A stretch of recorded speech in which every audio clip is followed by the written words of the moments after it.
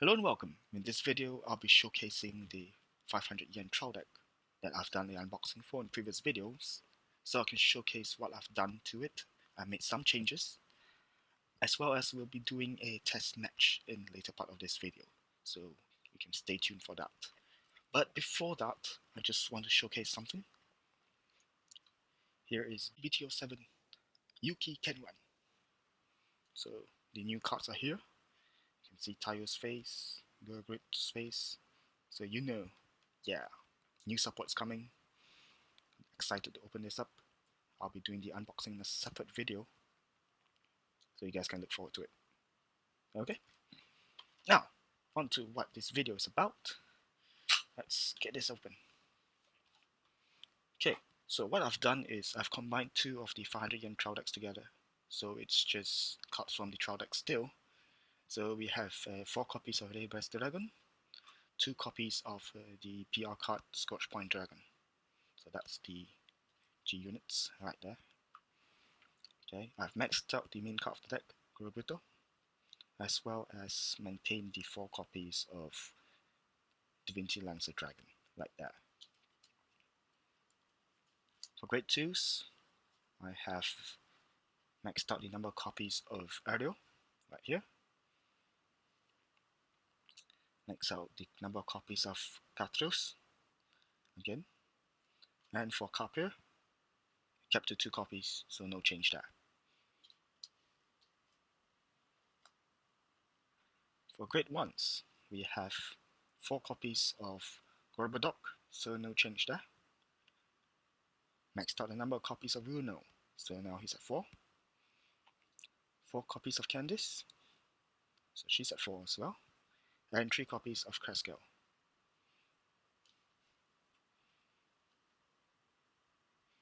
On to grade 0s, we have Coil, 4 copies of this Restless Knight. Same number here for Imparted Owl, so no change there. 4 copies of Curable Angel, and I've maxed out the number of copies of Flame of Victory. So 8 criticals, 4 stands, and 4 heals. No draw triggers. All the draw triggers have been removed because this deck doesn't really need the draw triggers. Okay, so we'll be moving on to the deck analysis now as we do the test match. Okay, so let's go.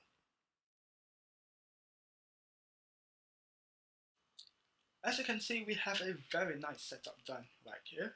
We have the Gold Paladin 500 yen trial deck on one side, and on the other side we have the Overlord Blaze Toshiki Kai. So 2 decks that came out of the box. Obviously the Gold Paladin 500 yen trial deck has been modified a bit, but it contains cards that are purely from the starter deck itself, so it's actually pretty much a close fight. If you're not familiar with the Overlord Blaze, it is a legend deck, which means it's also a pre-constructed deck, but it is a more complete kind of pre-constructed deck. Okay, so obviously I'm the one playing the Gold Paladin 500 yen trial deck, and I'm playing against a friend of mine, and this is actually a very new experience for me. I mean, I've never actually done recordings of my fights against Vivo, and so this was pretty cool. It was a mix of excitement as well as a bit of nervousness, because you know everyone's watching you, even though it's just a camera, but you know everyone that watches the recording is actually watching you play, so yeah, stressful but still very fun. Also, the deck was lots of sorts of cool. I mean, it had the Unite ability, introduced a new ability which was rather simple. I mean, it was easy to activate. You just call 2 units either from the deck, from the hand, or to the Guardian Circle, or to your rear guard, and you get Unite. So very easy, and it ties in very nicely with the lore of the clan. I mean, the clan's about bringing people together. So very nice, very well conceptualized, and it was easy to do throughout the game. I mean, obviously, playing against Kagero helped somewhat because they helped me to clear the field that I would rather be left empty at the start of my turn so I could call more units out. I mean, I do not want to be in a situation where my whole field is full and I have no ability to call things out unless it meant replacing existing rear guards just to activate Unite. At least in this case, it was rather simple. So yeah, there are problems with Unite, but in this situation, it was fairly simple to activate. I mean, you could consider intercepting your units, or if you use some of the other cards that are out there, they can remove themselves from rear guard circles. But in this case, we have a limited pool from the 500 yen trial deck itself. Okay, so yeah. Other than that, I felt the match was pretty unfair towards me. I mean, like in terms of matchup, because my array of G units was rather limited. I mean, I only had Ray Blessed Dragon, which was from the trial deck, and the Scorch Point, which was an extra throw-in. But somehow I managed to win. So hey, it's Vanguard, right? So yeah, I felt that this match was rather interesting. And so, for those of you wondering who's the one I'm playing against, well, it's a friend of mine named Seto.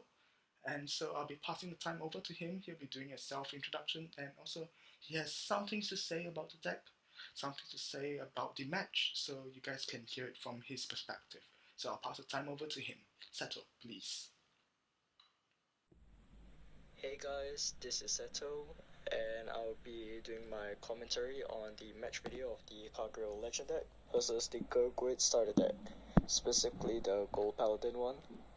So a little bit about myself, I'm not really an active contributor of the channel, nor do I have anything to do with the channel. I'm just a featured character on the channel, like a friend of the channel really.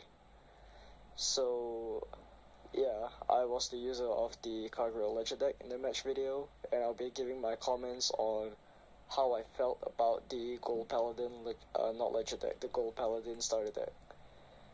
A little bit more about myself. My active clans are Kagero, Narukami, and I also play Royal Paladin, Link Joker, but you won't be seeing much of that because I usually focus on Kagero and Narukami. And yeah, that's enough about me. Let's get on to the actual commentary of the Gold Paladin deck. So, what I really think about the Gurgwit deck, well, that GB2 is like really helpful and all, but if you don't get the right cards, you don't get the right cards, and you go through your deck really fast. And the new cards that came on the trial deck, some of which are good, like the Grade 3 is really good, the one that gives it plus 4k. I think it was called Divinity Lancer Dragon, I might be wrong. Yeah, and also there was this Grade 1 that is a 9k booster. Yeah, that's a really good card as well, in my opinion, because it really sets up for like a lot more plays. Some cards that aren't really good, which I thought it was good, like the one that gives your whole front row plus 2k and your Vanguard plus 5k if you fulfill the conditions for Unite. At first, while playing against the Gold Paladin deck, I was really afraid of Raylight. Not Raylight. Raylight or Ray Breath, I'm not sure. We just call it Ray Dragon. Yeah, I was really afraid of that card because I thought my opponent's whole front row gained a major boost, but it turned out to be really nothing much, so that card is a disappointment really. And people should play Scorch Point. Because not only that this card gains 5k and you don't really need to put a booster behind Scorch Point, but your rearguard that was called by Gurgrit's Strike skill and also gaining power from Scorch Point gains 7k altogether.